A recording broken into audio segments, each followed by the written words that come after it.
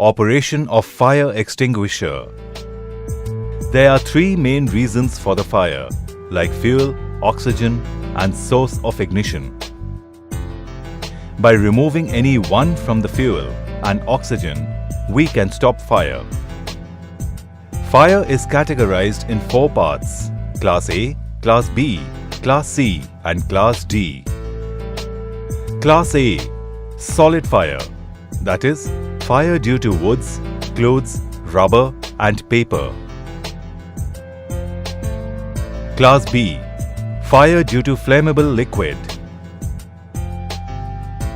Class C, fire due to flammable gas like fire due to LPG. Class D, metal fire. Shut down the power when there is fire due to electricity. Then find out the category of fire A, B, C or D and extinguish accordingly. Method to operate fire cylinder.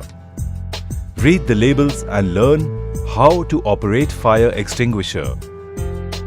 Pull the safety pin of the cylinder. Face the head of the hose of the cylinder towards the base of the flame. Press the hand lever. Keep on moving the hose left and the right on the surface of the fire until fire is extinguished. Call emergency immediately if fire is beyond your control. Special precaution to be kept during firefighting. Don't use water for extinguishing fire on electrical equipment. It may give electric shock. While using carbon dioxide cylinders, cylinder and hose become very cold, which may cause cold burn. Therefore, use it without touching metallic parts with hands.